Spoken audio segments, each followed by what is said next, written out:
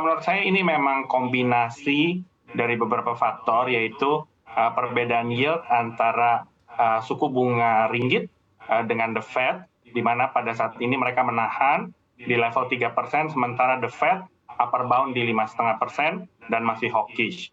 Yang kedua adalah geopolitical tension atau tensi suhu politik geopolitis yang meningkat. Ini menyebabkan adanya flight to safety, tapi dari sisi domestik sebetulnya memang perekonomian mereka juga melambat.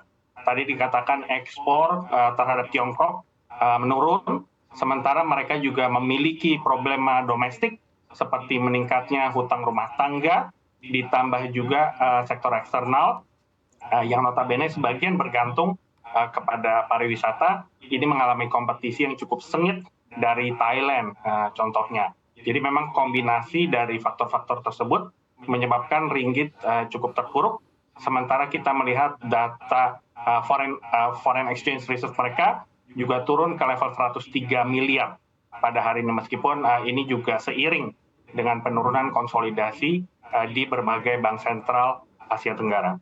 Oke, baik. Sebetulnya berkaitan dengan hal ini banyak ya pertanyaan kita begitu. Apakah memang nantinya ringgit Malaysia ini masih akan terus mengalami pelemahan? Kemudian apakah nanti akan diikuti juga begitu dengan mata uang negara-negara Asia Tenggara lainnya? Namun kita masih fokus kepada faktor utamanya terlebih dahulu begitu ya. Dari Pak Dharma sendiri, apakah memang ada faktor-faktor yang ingin ditambahkan begitu ya tadi selain yang sudah disampaikan oleh Pak Enrico, Pak Dharma?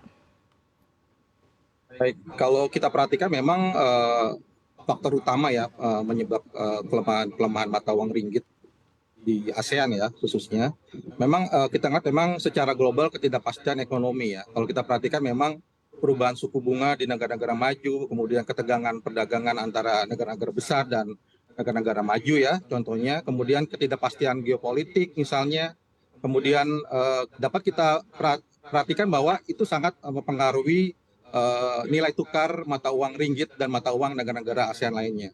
Kemudian kalau kita perhatikan kembali kinerja ekonomi nasional ya, misalnya di Malaysia sendiri pun mungkin itu juga akan sangat dipengaruhi oleh pertumbuhan ekonomi Malaysia itu sendiri ya.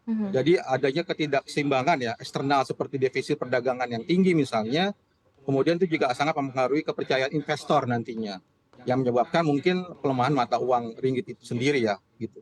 Dan yang pastinya tadi yang di awal memang perbedaan suku bunga nantinya, artinya suku bunga Fed yang saat ini di level 5%-an ya, itu juga akan sangat memancing investor-investor yang mungkin yang tadinya berinvestasi di Malaysia misalnya ataupun di negara-negara berkembang kembali ke Amerika gitu dengan mengejar yield yang lebih tinggi seperti itu. Oke, baik. Terima kasih Pak Dharma. Kemudian Mas Reza begitu ya tadi dari faktor-faktor yang disampaikan oleh Pak Enrico dan juga Pak Dharma begitu dari tim riset CNBC Indonesia sendiri melihatnya sebetulnya faktor apa sih yang paling membebani begitu ya untuk pergerakan ringgit Malaysia sehingga kita lihat begitu pelemahan dalam 25 tahun terakhir.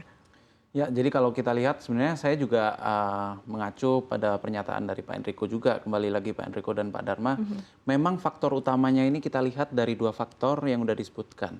Karena kalau kita lihat dari sisi perekonomian memang menunjukkan perlambatan khususnya dari China. Kalau kita lihat salah satu tujuan ekspor dari China itu adalah, salah satu tujuan ekspor dari Malaysia adalah China. Dan kita lihat produk yang diekspor berupa gas alam dan juga minyak sawit, dan kita lihat terdapat penurunan harga dari kedua komoditas tersebut.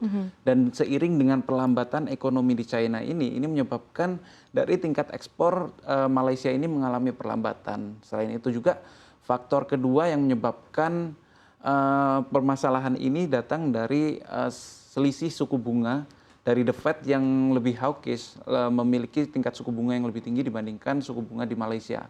Sehingga ini sudah sewajarnya Malaysia mengalami perlambatan, dan ini mungkin sebuah usaha dari Malaysia untuk dapat meningkatkan pertumbuhan perekonomiannya untuk dapat bertumbuh lebih cepat. Namun tetap jadi masalah mengingat bahwa dengan nilai ringgit yang semakin melemah ini membebani dari tingkat impornya yang akan biaya impor menjadi semakin mahal seperti itu. Oke, baik. Dan tentu ini juga masih menjadi pertanyaan begitu. Apakah memang level yang ada saat ini adalah level lowest-nya atau justru nanti masih bisa bergerak melemah lagi begitu ya, lebih dalam seiring dengan sentimen dan juga ketidakpastian global yang masih mewarnai begitu ya hingga akhir tahun dan bahkan di awal tahun depan. Seperti apa ketika Anda compare begitu dengan negara-negara lainnya di Asia Tenggara? Ya, oke. Kalau menurut saya memang volatilitas sedang meningkat untuk mata uang Asia terhadap dolar dan lain sebagainya.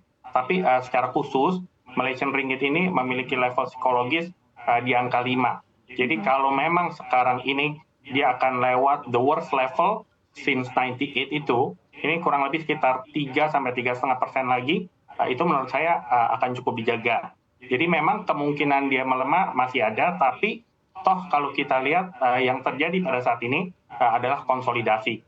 Tadi saya sebutkan bahwa di Thailand ini semenjak adanya visa free policy ini justru memicu wisatawan untuk masuk. Dan pada saat itu terjadi, justru services balance mereka itu akan naik, yang notabene akan memberikan support terhadap Thai baht. Dan ini sudah dispekulasikan oleh investor asing. Makanya Thai baht menguat cukup cepat.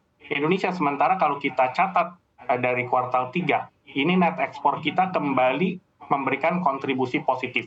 Jadi saya pun tidak kaget dan saya sudah nyatakan bahwa untuk Indonesia the strong external balance ini justru akan menjangkar rupiah. Tapi memang kita harus waspada terhadap volatilitas. Ingat, beberapa minggu yang lalu rupiah hampir menembus 16.000 tapi menguatnya juga cepat. Dan menurut saya kenaikan suku bunga BI juga tepat untuk menjangkar dan menjaga stabilisasi rupiah. Nah sekarang, kalau Malaysia mereka menaikkan suku bunga lagi, memang problema yang dihadapi yaitu hutang rumah tangga ini akan menjadi complicated.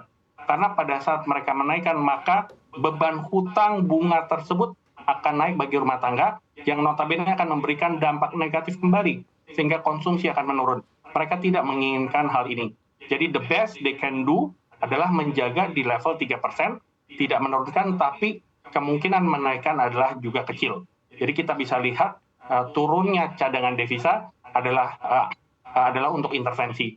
Nanti mungkin yang perlu dipertanyakan adalah akankah Malaysia kembali back terhadap US dollar di angka 3,8. Tapi itu adalah pendapat saya. Oke, baik.